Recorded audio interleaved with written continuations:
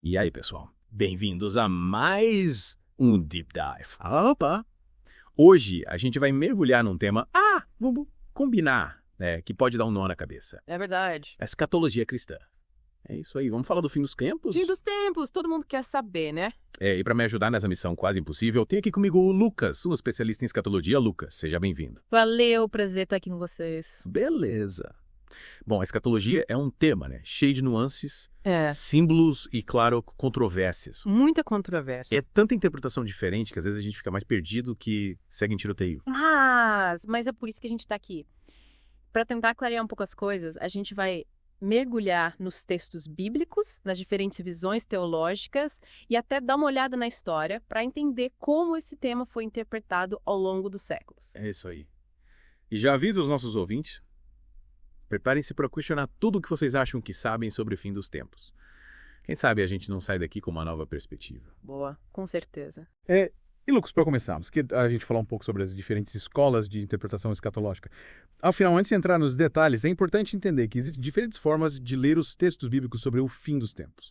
Faz sentido. É importante a gente ter essa visão geral, né? Antes de a gente começar a destrinchar os detalhes. É porque se a gente já parte do ponto de que existem várias interpretações, fica mais fácil de digerir as informações. Exatamente. E para facilitar a vida de quem está nos ouvindo, podemos dizer que, de forma geral, existem 4 escolas principais: o pré-milenismo, o pós-milenismo, o amilenismo e o dispensacionalismo. 4. 4 escolas, Nossa, cada uma com a sua leitura. caramba. Dos eventos relacionados ao fim dos tempos, né, como a volta de Cristo, o arrebatamento da igreja, o milênio e o juízo final. Nossa, 4 escolas. Confesso que eu só conheci o premilenismo. A mais famosa. Ah, mas, pelo que eu me lembro, essa escola acredita que Jesus volta antes de um período de 1000 anos de paz aqui na Terra, né? Isso aí. O permilenismo defende, de forma geral, né, que Cristo retornará para estabelecer um reino literal de 1000 anos na Terra, onde reinará com justiça e paz. E dentro do pré-milenismo, a gente ainda tem algumas ramificações, como o pré-milenismo histórico e o dispensacionalista, que divergem em alguns pontos, como, por exemplo, a questão do arrebatamento da igreja. Peraí, você já tá me perdendo. Arrebatamento, tribulação, que história é essa? Calma, uma coisa de cada vez. Vamos por partes. O arrebatamento é um evento muito discutido na escatologia, onde, segundo algumas interpretações, os cristãos serão levados por Deus antes do início da grande tribulação, um período de intensa perseguição e sofrimento que, segundo algumas escolas, antecederá a volta de Cristo. Entendi. Então quer dizer que, para quem acredita no arrebatamento, os cristãos serão poupados da tribulação. Tipo um passe VIP pro céu. É mais ou menos por aí. Mas é importante a gente lembrar que essa é apenas uma das interpretações. Dentro do pré-milenismo, né? Especificamente defendida pelos dispensacionalistas. Certo. Já os pré-milenistas históricos, por exemplo, acreditam que a igreja vai passar pela grande tribulação junto com o restante da humanidade. Caramba, esse assunto é realmente complexo. Mas e as outras escolas? O que elas dizem sobre tudo isso? O pós-milenismo, por exemplo. Como é que funciona? O pós-milenismo tem uma visão um pouco diferente. Eles acreditam que o mundo ele vai gradualmente se tornando melhor, graças ao avanço do evangelho e da justiça social. E que esse processo ele culmina com a volta de Cristo após um período de 1000 anos de paz e prosperidade. Ou seja, a volta de Cristo aconteceria depois do milênio, e não antes, como no pré-milenismo. Entendi.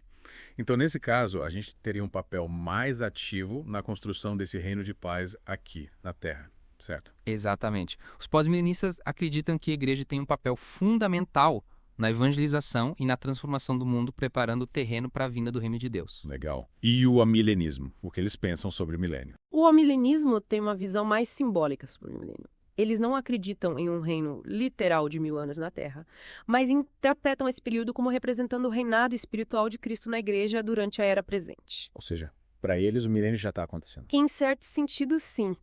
Os amilenistas entendem que o milênio é uma realidade espiritual que já está em curso e que a volta de Cristo vai marcar o fim dessa era e o início da eternidade. Nossa, cada escola com uma visão completamente diferente. E como é que a gente sabe qual interpretação é a correta? É aí que a coisa fica interessante. Não existe uma resposta fácil para essa pergunta. Cada escola tem seus argumentos e seus pontos fracos. O importante é a gente estudar a Bíblia com cuidado, buscar a orientação do Espírito Santo e ter a humildade para reconhecer que não temos todas as respostas. Concordo. Acho que o mais importante é não perder o foco no essencial. A nossa fé em Cristo, a esperança na sua volta e o compromisso em vivermos de acordo com sua vontade. Perfeito.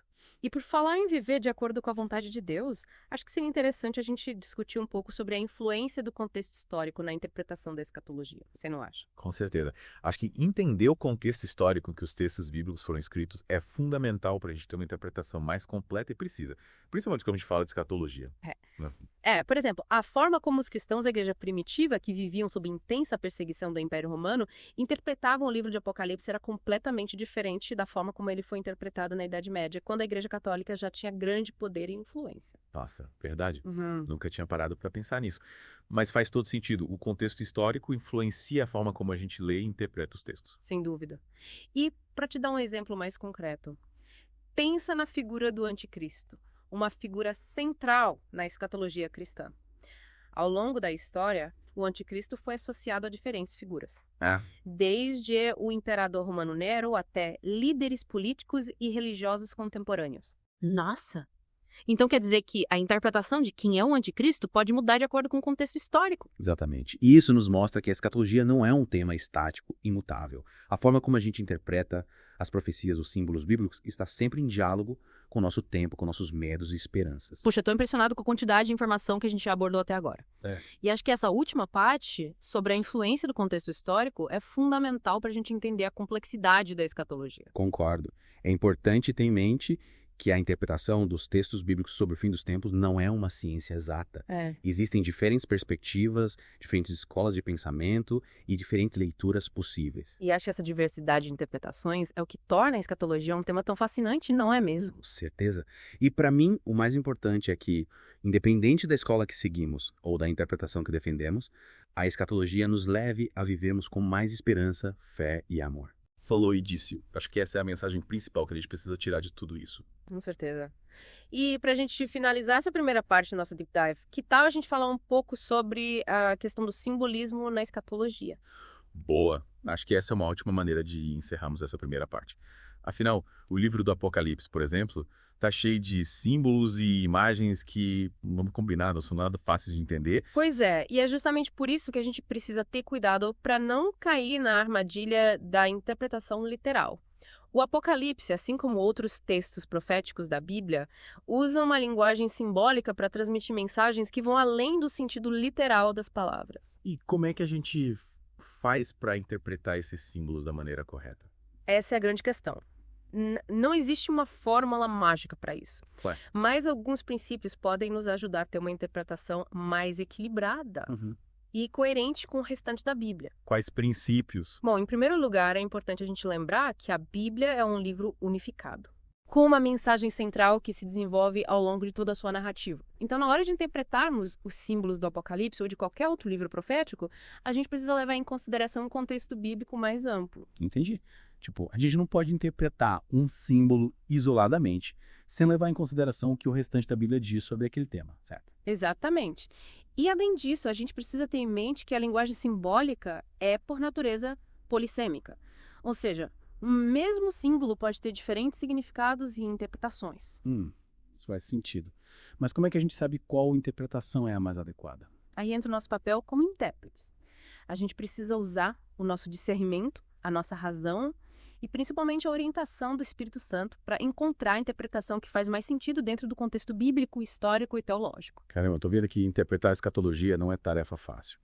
Mas acho que essas dicas que você deu são muito importantes para a gente evitar interpretações sensacionalistas e fora da casinha. Com certeza. A gente precisa ter cuidado para não transformar a escatologia num show de horrores ou numa corrida para decifrar códigos secretos. O foco principal deve ser sempre Cristo, sua obra redentora e a esperança que temos na sua volta. Falou e disse. Acho que essa é a melhor maneira de encerrarmos essa primeira parte do nosso Deep Dive com os pés no chão, mas com o coração cheio de esperança. Concordo. E na próxima parte a gente vai continuar explorando esse tema fascinante, mergulhando em questões como o milênio, o céu, o juízo final e muito mais. É isso aí, pessoal. Fiquem ligados que a gente volta já com mais um Deep Dive. Até a próxima! E aí, pessoal, de volta para o nosso Deep Dive. Na primeira parte, a gente deu uma geral nas diferentes escolas de interpretação da escatologia cristã, e agora acho que é hora da gente se aprofundar em um dos temas que mais gera dúvidas e discussões, o milênio. É verdade. O milênio, aquele período de 1000 anos mencionado no livro de Apocalipse, capítulo 20, é um dos assuntos mais debatidos quando se fala do fim dos tempos. E como a gente já adiantou na primeira parte, existem diferentes formas de interpretar esse período. Exato. Lembra as 4 escolas que a gente mencionou? Pré-milenismo, pós-milenismo, amilenismo e dispensacionalismo. Pois é, cada uma delas tem sua própria visão sobre natureza, o momento e a duração do milênio. Lembro sim, mas confesso que ainda tô meio confuso com essa história de milênio. Pra mim sempre pareceu algo muito distante, sabe? Tipo, algo que não tem muita relevância pra nossa vida aqui e agora. Entendo. É comum a gente pensar no milênio como algo distante e até um pouco abstrato. Mas, na verdade, a forma como a gente entende esse período pode ter implicações importantes na forma como vivemos nossa fé hoje. Sério? Me explica melhor isso. Claro. Vamos pegar como exemplo o pré-milenismo, que é a visão mais popular entre os evangélicos. Os pré-milenistas acreditam que Cristo voltará antes do milênio e reinará na Terra por 1000 anos literais, estabelecendo um reino de paz e justiça. Essa crença, por sua vez, pode influenciar a forma como os cristãos se engajam na sociedade, na política e nas questões sociais. Interessante. Mas e o pós-milenismo? O que eles dizem sobre o milênio? O pós-milenismo tem uma visão um pouco mais otimista, digamos assim. Eles acreditam que o evangelho terá um impacto transformador na sociedade, levando a um período de paz e prosperidade antes da volta de Cristo. Nesse caso, o milênio seria uma espécie de era de ouro da humanidade, impulsionada pelo avanço do cristianismo. Então, para eles, a gente tem um papel mais ativo na construção desse reino de paz aqui na Terra. Exatamente. Os pós-milenistas acreditam que a igreja tem uma responsabilidade em promover a justiça social, o bem-estar da humanidade e a expansão do evangelho, preparando o caminho para a volta gloriosa de Cristo. Legal. E o amilenismo? Qual a visão deles sobre o milênio? O amilenismo tem uma perspectiva um pouco diferente. Eles interpretam o milênio de forma mais simbólica, como representando o reinado espiritual de Cristo na igreja durante a era presente. Para eles, não haveria um reino terreno literal de 1000 anos. Ou seja, para eles, o milênio já está acontecendo. Em certo sentido, sim. Os amilenistas entendem que Cristo já está reinando em nossos corações e que a igreja, como o corpo de Cristo, é a expressão visível do seu reino aqui na Terra. A volta de Cristo, então, marcaria o fim dessa era e o início da eternidade. Nossa, cada escola com uma visão tão diferente. E aí, como a gente faz para saber qual é a interpretação correta? Essa é a grande questão, e não tem uma resposta fácil. O importante é a gente estudar as Escrituras com cuidado, buscar a orientação do Espírito Santo e, principalmente, ter humildade para reconhecer que não temos todas as respostas. Verdade. Acho que essa é a postura mais sábia diante de um tema tão complexo. Mas, e aí, mudando um pouco de assunto, queria te perguntar sobre o céu. O que a Bíblia nos revela sobre a nossa morada eterna? Boa pergunta. A Bíblia descreve o céu como um lugar de perfeita comunhão com Deus, onde não haverá mais dor, sofrimento ou morte.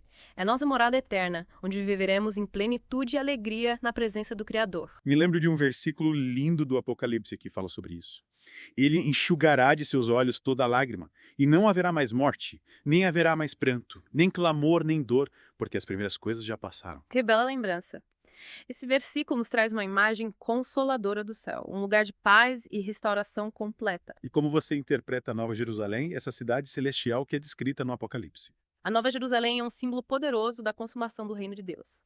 É a cidade santa, onde Deus habitará com seu povo para sempre. É um lugar de perfeita harmonia, beleza e santidade. Então, Nova Jerusalém seria a nossa morada eterna no céu. Exatamente. É a imagem que a Bíblia nos apresenta da nossa vida eterna com Deus. E acho que é importante a gente lembrar que a nossa esperança no céu não deve nos levar a um desprezo pela vida terrena. Pelo contrário, devemos viver no presente com a perspectiva da eternidade, buscando amar a Deus e ao próximo, servindo a Deus e construindo um mundo melhor. Concordo plenamente.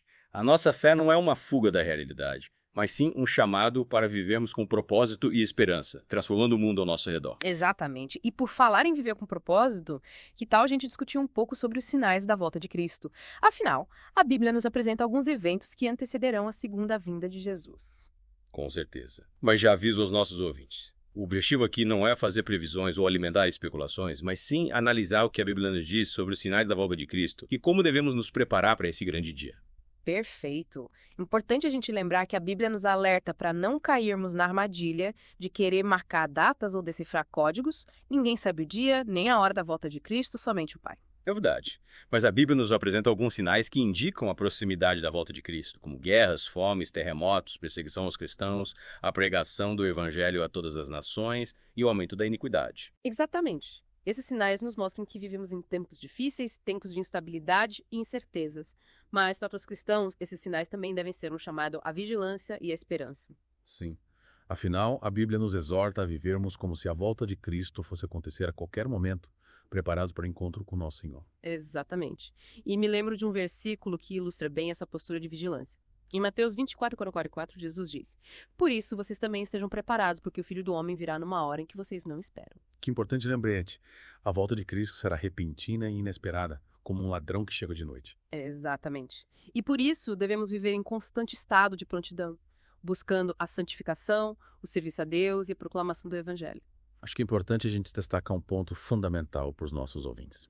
A nossa preparação para a volta de Cristo não se resume a uma lista de afazeres ou a um checklist de boas obras.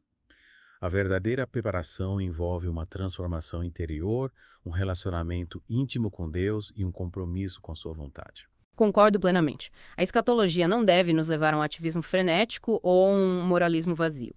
O que realmente importa é a nossa fé em Cristo, o nosso amor a Deus e ao próximo e o nosso desejo de vivermos de acordo com a sua vontade. E para os nossos ouvintes, fica a reflexão. Como a expectativa da volta de Cristo impacta a sua vida no presente? De que forma você está se preparando para esse grande dia? Ótima pergunta. E para a gente finalizar essa segunda parte do nosso Deep Dive, acho que seria interessante a gente discutir um pouco sobre o juízo final. Verdade.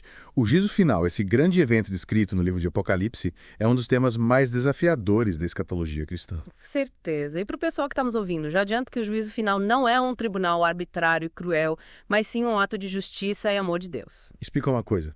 Como conciliar a ideia de um Deus de amor com a realidade do juízo. É importante a gente entender que a justiça de Deus não se opõe ao seu amor, mas sim o complementa. Deus é justo e por isso não pode ignorar o pecado e a injustiça. Mas Deus também é amor e por isso oferece a todos a oportunidade de arrependimento e salvação. Entendi.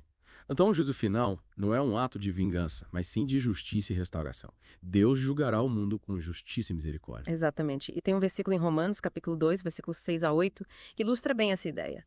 Deus retribuirá a cada um de acordo com suas obras, a saber, a vida eterna aos que com perseverança em fazer o bem buscam glória, honra e imortalidade. Mas indignação e ira aos que são egoístas, desobedecem à verdade e seguem a injustiça. Que versículo poderoso. Ele deixa claro que o juízo final será baseado nas nossas ações, nas nossas escolhas e na nossa resposta ao amor de Deus. Com certeza. E é por isso que a gente deve viver no presente com a perspectiva da eternidade, buscando a santificação, o serviço a Deus e a proclamação do Evangelho. Acho que seria importante a gente lembrar aos nossos ouvintes que a nossa salvação não depende das nossas obras, mas sim da graça de Deus que nos é concedida por meio da fé em Jesus Cristo. Concordo plenamente. A Bíblia nos ensina que somos salvos pela graça, por meio da fé, e não por mérito próprio. Mas essa graça que nos salva também nos transforma, nos impulsionando a viver de forma justa e santa. Ou seja, as nossas obras não nos salvam, mas são o fruto da nossa fé em Cristo e da ação do Espírito Santo em nossas vidas. Exato. E essa compreensão da graça de Deus nos liberta do medo do juízo. Se estamos em Cristo, podemos ter a certeza de que, no juízo final, seremos recebidos por Deus com amor e misericórdia. Que linda promessa. E para a galera que está acompanhando a gente, fica a reflexão. Como a perspectiva do juízo final impacta a sua vida no presente? De que forma você está vivendo com a perspectiva da eternidade? E aí, pessoal, de volta para a última parte do nosso Deep Dive sobre escatologia cristã. A gente já viajou pelas diferentes interpretações do fim dos tempos, explorou o milênio, o céu, o juízo final, mas acho que está faltando a gente discutir um ponto crucial. O livre-arbítrio humano, né? Diante do plano de Deus para o fim de tudo. É verdade. A gente falou sobre a soberania de Deus, os eventos que marcarão a volta de Cristo, mas e a gente? Onde a gente se encaixa nessa história toda? Será que as nossas escolhas realmente importam se Deus já sabe o fim desde o princípio? Pois é, essa é uma das grandes questões, né? Que a teologia tenta responder há séculos. Como conciliar a ideia de um Deus onisciente e onipotente com a nossa liberdade de escolha é um mistério, sem dúvida. Mas a Bíblia nos dá algumas pistas. Sim. A Bíblia deixa claro que Deus nos criou à sua imagem e semelhança. Isso implica em ter livre-arbítrio, a capacidade de fazer escolhas, de decidir os nossos caminhos. Deus não nos quer como robôs programados para obedecer cegamente, né? Mas sim como filhos amados que decidem segui-lo por vontade própria. Exatamente. A nossa liberdade é um presente de Deus, um sinal do seu amor e da sua confiança em nós. E é justamente essa liberdade que torna as nossas decisões, as nossas ações, tão importantes. Deus nos deu o livre-arbítrio para que a gente pudesse escolher amá-lo e servi-lo, né? De coração. Mas se Deus já sabe de tudo, se ele já conhece o futuro, qual é o sentido das nossas escolhas? Parece que a gente está jogando um jogo de cartas marcadas. Que coisa interessante. O fato de Deus conhecer o futuro não significa que ele determine as nossas escolhas. Ele nos conhece profundamente, sabe como a gente age, como a gente pensa, quais são as nossas inclinações. Mas ele não interfere na nossa liberdade. É como se ele assistisse um filme, né? Que já conhece Pinanal, mas ainda assim se emociona com as cenas. Torce pelos personagens. Nossa, que analogia interessante. É como se Deus estivesse torcendo por nós, vibrando com as nossas vitórias, sofrendo com as nossas derrotas, mesmo já sabendo o resultado final. Isso me faz pensar que a nossa vida realmente tem um significado, né? Um propósito, mesmo diante da soberania divina. Exatamente. As nossas escolhas importam, sim, elas têm um impacto real na nossa vida e na vida das pessoas ao nosso redor. E é justamente por isso que a gente precisa usar nossa liberdade com responsabilidade, né? Buscando fazer o bem, servir a Deus, amar o próximo. Pensando nisso, qual seria o papel da igreja nesse contexto? Qual a nossa missão enquanto cristãos nesse tempo que antecede a volta de Cristo? A nossa missão é a mesma de sempre. Anunciar o evangelho, fazer discípulos, ser sal e luz no mundo, amar o próximo, lutar contra a injustiça, proclamar a esperança do reino de Deus. A gente precisa viver como se Cristo fosse voltar amanhã, mas ao mesmo tempo trabalhar para construir um mundo melhor hoje. E como a gente faz isso na prática? Em meio a tantas crises, incertezas e desafios que o mundo enfrenta hoje. Acho que a chave está em viver a nossa fé com autenticidade. Ser cristão não é só frequentar a igreja, cantar louvores e ler a Bíblia. É ter um compromisso genuíno com a transformação do mundo, é amar o próximo de forma concreta, é ser um agente de paz e justiça. Me lembrei de um versículo que resume bem essa ideia. A religião pura e imaculada para com Deus o Pai é esta: visitar os órfãos e as viúvas nas suas tribulações e guardar-se da corrupção do mundo. Tiago, capítulo 1, versículo 27. Perfeito. A verdadeira fé se manifesta em ações, em atitudes, em compaixão, em solidariedade. A gente precisa ser as mãos e os pés de Cristo no mundo, levando a sua mensagem de amor, esperança e salvação a todos que cruzarem nosso caminho. Chegamos ao final do nosso Deep Dive sobre escatologia cristã. E confesso que eu comecei essa jornada com muitas dúvidas e incertezas, mas agora eu me sinto mais confiante, mais esperançoso. A gente explorou diferentes interpretações, mergulhou em temas complexos, mas a mensagem principal que fica é que a nossa fé em Cristo nos impulsiona a viver com propósito, a amar o próximo, a construir um mundo melhor. Concordo. A escatologia cristã nos desafia a viver o presente com a perspectiva da eternidade, a ter uma fé prática, engajada, a sermos agentes de transformação no mundo. E que essa esperança na volta de Cristo nos motive a viver cada dia com mais amor, fé e esperança. É isso aí, pessoal. Esperamos que vocês tenham curtido essa viagem pelo mundo da escatologia cristã. E lembrem-se, a nossa fé em Cristo nos chama a viver com propósito, a amar o próximo e a construir um mundo melhor aqui e agora. Até a próxima. Valeu, galera. Fiquem com Deus.